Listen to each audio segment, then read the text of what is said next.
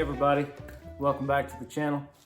Before we get started, I just wanted to say a few things, or one thing really. When you see the inside of this truck, don't judge me. Okay, I just bought it. This was literally the second day of me owning it. As you'll see in just a moment, the inside looked like G.I. Joe had thrown the Mossy Oak catalog at it. The headliner was camouflaged, which when they took the headliner down, they decided to throw the sun visors away. I guess they couldn't figure out a way to camouflage those.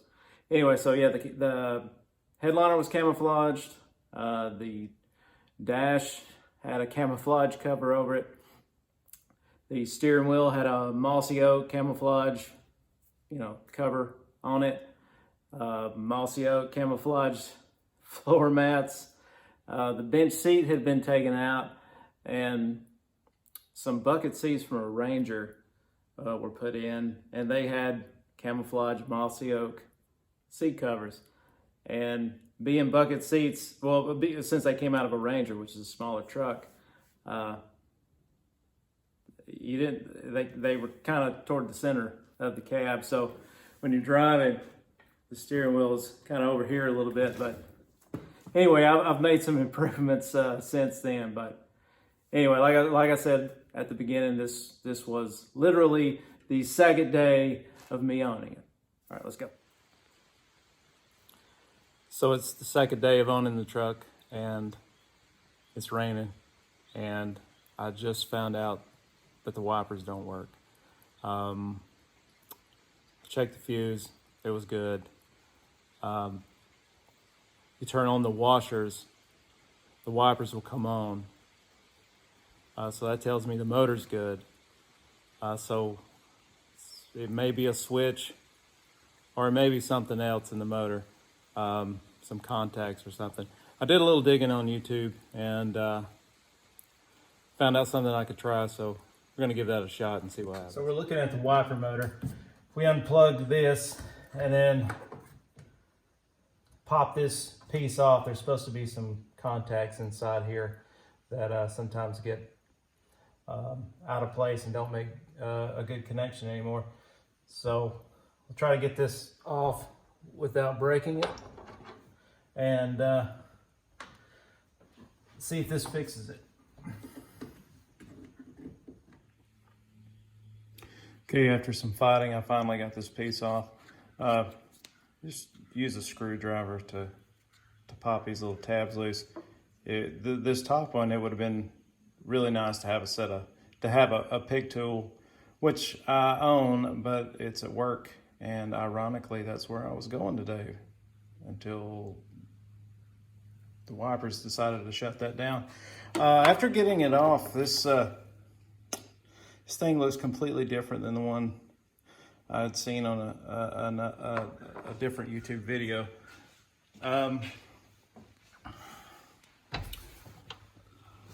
So there's 3 contact points in here, and they were really spread apart. I closed them up. I'm gonna pop this thing back together and see if that fixes it. Cross your fingers. So yeah, that didn't work. Nothing. But what I did find out, when you turn the wipers on and then flip on your high beams, boom.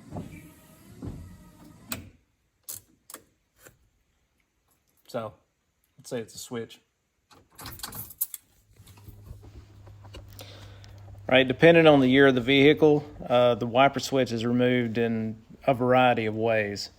Some require the removal of the steering wheel, and other vehicles require you to remove the instrument cluster bezel. But thankfully, that wasn't the case here. The switch is fairly easy to get to. The top and the bottom halves of the plastic cover are screwed together.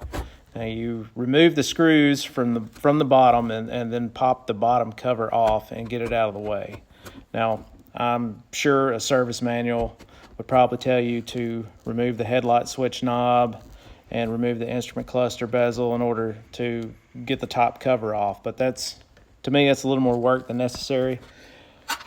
You can actually hold the top cover up and get it out of the way enough to gain access to the 2 Torx drive machine screws. Now you unbolt the switch and disconnect the wiring. Okay, the old switch is out. The plugs have, both plugs have 2 retaining tabs, and getting those undone is a little bit of a trick. You're going to have to shove a couple of screwdrivers, one on each side, to wedge the tabs out, and then wiggle till you get it unplugged. Just be careful so you don't break it.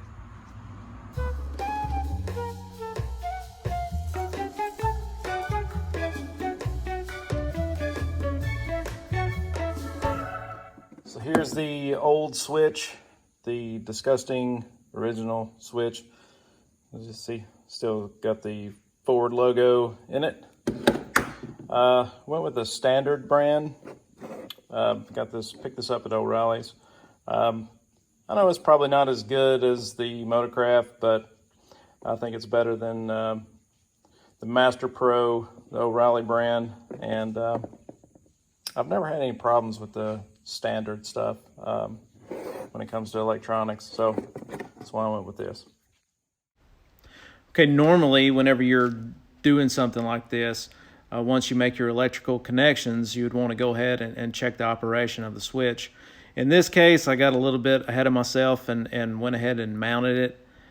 It's not finalized at this point. I still haven't put the bottom cover on, but I realized that I hadn't checked it, so I'm going through everything now and checking it. Check the hazards, the turn signals, the wipers, the washers, just everything that is associated with the switch. Just go ahead and check it and make sure it's working. All right. Now that all that's been taken care of, how about we take a minute and I'll show you what the inside of it looks like now that it's been decamoed. Oh, and before you see it, again, don't judge me. So one of the first things you're going to notice is it actually has a gray headliner now. I wish I would have done a video on that. I didn't think about it. I was in a hurry too, and I just wanted to get it done. And I just went to a local fabric store, and they had the headliner material there. I picked the closest gray or a gray that matched somewhat, and went with it. But anyway, and I did find some sun visors too. Found those used on eBay. Those are much cheaper than, say, out of an LMC catalog. Okay, so it no longer has bucket seats. It's got a split bench 40/60. Hey, I wanted to butt in with a voiceover because I left out some detail in the original recording. This seat is out of the next generation of F-150, which would have been 1997 through 2004. So if you want to know how well they fit, not at all. Width-wise, it's fine, but I had to completely build seat brackets. It was a big pain in the butt. It was about 12 hours worth of work just to get seats in. And if I had it to do over again, I would not. I would just, I really like the XLT, the 40-20-40 split bench seat. And if I had it to do over again, I would just wait until I found that. But anyway, it's better than what was in there. So camouflage covering is gone from the dash. I see why they had it covered up. You know, it's that dash pad's cracked up and it looks pretty rough. And now It's covered in adhesive, and I've tried several different things, including adhesive remover, and it doesn't, none of it comes out. None of it will take it off, but whatever. It is what it is. I'll get another dash eventually and replace it. And the mossy oak floor mats are gone. Man, this truck is filthy. Anyway, if you noticed in the video, it didn't have a shifter knob. It just had like a vacuum cap stuck on it. That's the reason being is they had one of those goofy shift knobs that looks like a revolver. Yeah, that was the first thing that went in the garbage whenever I got the truck.